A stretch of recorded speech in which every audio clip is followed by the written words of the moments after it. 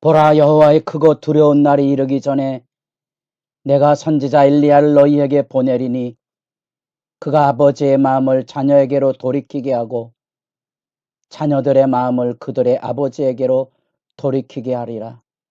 돌이키지 아니면 두렵건대 내가 와서 저주로 그 땅을 칠까 하노라 하시니라. 새벽을 깨우는 거룩한 기도자 여러분, 주님을 만나는 복되는 정이 날로 새로워지기를 소망합니다.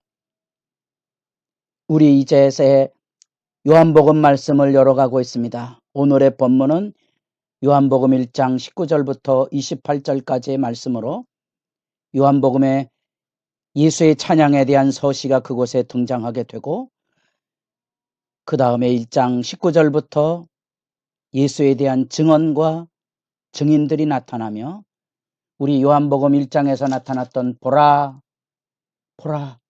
우리 말씀이 육신이 되어 우리 가운데 거하신 예수 그리스도에 대한 보고 듣고 체험하는 그 증인의 실제 역사가 이제 우리에게 나타나게 되는데, 우리는 그 안에서 예수의 제자들을 만나는, 요한의 증언을 통하여서 예수의 제자들을 만나는 부분을 읽어가고 있습니다. 요한복음 1장 19절, 종교 지도자들과 드디어 세례 요한과의 대화가 이루어지게 됩니다. 종교 지도자들이 요한의 세례를 통하여 그 시대 안에 충격적인 하나님의 임재를 상기시키고 백성들의 마음이 요한에게로 집중되는 세례 사건들 속에서 예루살렘의 종교 지도자들이 그 어떤 운동인가에 대한 파악과 더불어 견제와 그 사역에 대한 압제로 이어지는 그런 장면의 출발을 여기 보게 됩니다. 그래서 이 종교자들이 보낸 이 바리새인을 중심으로 한 신앙의 검증단이 요한에게 와서 묻습니다. 내가 누구냐? 요한 자신에 대한 정체성, 그가 누구인지, 요한이 베푸는 세례운동이 어떤 의미를 가지고 있는지에 대한 질문을 하고 있는 거죠. 그에 대해 요한이 내가 누구냐에 대한 질문을, 내가 엘리야냐? 나는 아니라. 그 선지자냐? 아니라. 이런 대화를 통하여서 그 당대 안에 400여 년의 말라기 이후로 끊어졌던 메시아에 대한 절망, 깊은 어둠 속에 다시 이 하나님의 구원의 역사를 불러일으키게 하는 세례 요한의 사역에 대하여 그 질문을 던지고 있고, 그 시대 사람들이 기다리고 있는 메시아에 대한 개념들이 그 안에 담겨져 있습니다. 그리스도인가? 엘리야인가? 그 선지자인가? 바로 이 하나님의 구원의 약속을 통하여 이루어지는 엘리야와 말라기 4장에 나타난 엘리야가 다시 올 것에 대한 그 기대, 모세를 통하여 신명기 18장에 나타난 대로 나와 같은 선지자, 바로 그 종말의 이말 하나님의 기름 부음 받은 자 그리스도에 대한 궁금증, 그 기대, 그 소망에 대한 이야기들을 지금 이 종교 지도자들과 요한이 풀어나가고 있습니다. 그것에 대하여서 세례 요한은 나는 그리스도가 아니라, 분명히 자기 얘기를 들려주고, 그러면 자기가 누구인지에 대해서 묻는 질문에 대해 나는 메시아가 아니지만, 그리스도가 아니지만 나는 하나님 앞에 광야에 외치는 소리로 부름을 받았다는 증인의 사명을 이사야 40장의 인용을 통하여 증거하고 있습니다. 그런 점에서 지금 세례 요한의 사역은 구약 성경에서 약속되었던 메시아 곧 구원자가 이 땅에 오실 그 종말을 열어가는 그 증인으로서, 마치 바벨론 포로로 끌려가는 사람들에게 이사야가 언젠가 하늘의 구원의 음성이 들려질 터인데, 그 광야에서 외치는 자의 소리가 우리 주님의 다시 오심, 다시 말하면 그 나라의 회복이 이루어질 그 구원의 영광의 그 나라에 앞장서서 선구적인 증언을 할 광야에 외치는 소리, 그 소리에 대한 여기 지금 세례 요한의 응답이, 자기 증언이 들려지고 있습니다.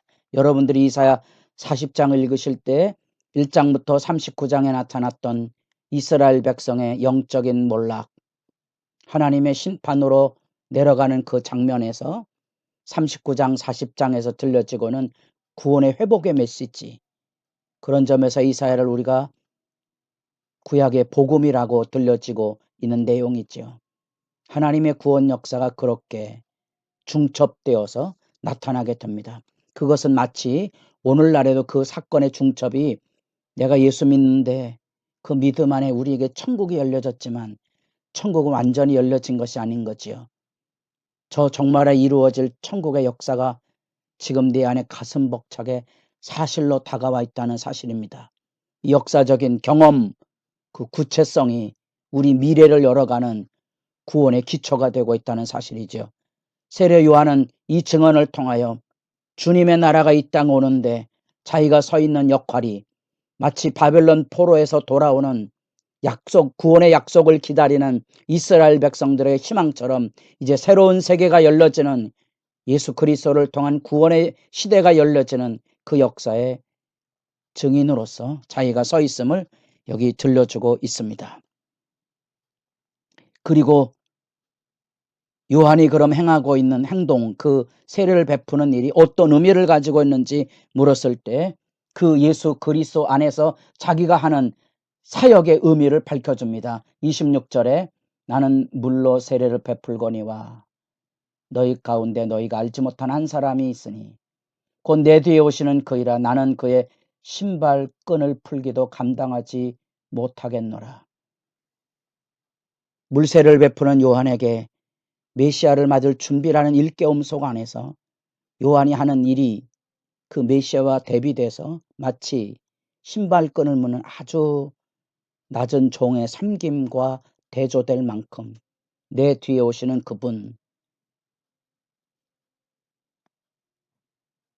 우리가 내일 살펴볼 그 말씀 안에서 세례를 베풀 때 성령이 부음함 되는 그가 곧 메시아라는 그 하나님의 증거를 받아 세례를 베풀 때 만났던 그 예수 그리스도의 그 영광의 증언, 그 앞에 메시아를 맞을 준비를 서 있는 세례 요한의 이 낮아진 모습의 증언을 우리가 만나보게 됩니다. 우리는 이 말씀을 통하여 예수님의 영광의 도래를 향한 요한의 사역, 그 자신의 사역이 무엇인지에 대한 증언과 고백을 듣게 됩니다. 내가 그리스도냐? 나는 아니라. 이 분명히 자기 사명, 자기 사역의 자리, 본분을 아는 것이 믿음의 진실입니다. 우리가 주님의 일을 할 때 언제나 내 부름받은 자리와 사명의 한계를 알고 서 있는 게 중요합니다. 내가 능력을 행했다고 해서 내가 예수님이 아닙니다. 내가 영광을 받지 않도록 조심해야 하고요. 내가 행하는 것이 아님을 분명히 선을 그을 필요가 있습니다. 많은 사람들이 능력을 행하거나 예언을 하거나 어떤 권세 있는 역사를 하거나 자기 이름을 드러내려 함으로써 그리스도의 영광을 흐리는 부끄러움의 자리에 떨어지는 것을 우리 일상 안에 봅니다. 내가 아닙니다. 내가 아님을 분명히 확인하셔야 됩니다. 내 자리, 내 사명, 내 본분을 지켜야 됩니다. 오직 그리스도만이 우리 안에서 구원자로 일하시고 영광을 받으시도록 나는 아니라는 신앙 고백이 아주 소중하다는 거 잊지 마셔야 됩니다. 이제 이번 주에 우리가 치유에 대한 예수 그리스도의 증언을 만나볼 텐데, 치유의 능력은 내게 있는 게 아니고 주님에게 있습니다. 흔들리지 마십시오. 그리고 오만하지 마셔야 됩니다. 자기 사역의 한계를 분명히 알아야 되고, 여기 지금 세례 요한은 잊혀졌던 사람들의 마음속에 잊혀진 하나님의 구원 약속을 이 사람들에게 지금 소개하고는 감격의 장면입니다. 메시아가 온다는 거죠. 구원의 영광이 이 땅에 임하는데 지금 세례 요한은 제일 앞장서서 나팔을 불고 있습니다. 주 맞을 준비를 하라고. 그리고 약속대로 하나님의 구원의 역사가 지금 눈앞에 도래해 있는 거지요.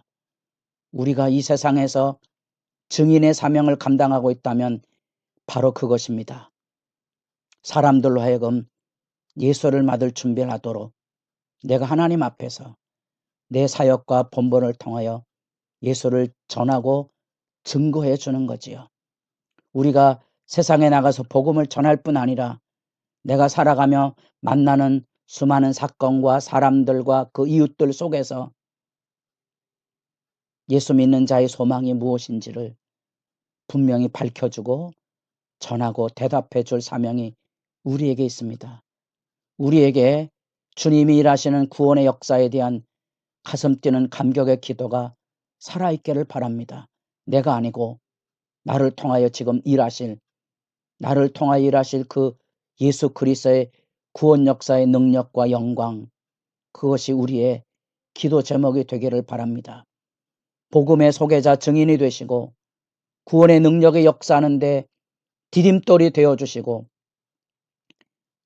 중보적 역할을 하는 기도자들이 되어서 이 땅에 신음하고 아파하고 하나님 없다는 절망에 헤매고 방황하는 세대 안에 여기 하나님이 계시고 하나님이 역사하고 있다는 믿음의 등불을 들고 서 있는 예수 증인의 삶, 여러분 안에도 가슴 벅찬 하나님의 큰 일을 준비하고 열어가는데 쓰임받는 역사를 내다보며 주 앞에 기도하는 감격이 매일의 새벽 가운데 충만히 나타날 수 있기를 바랍니다.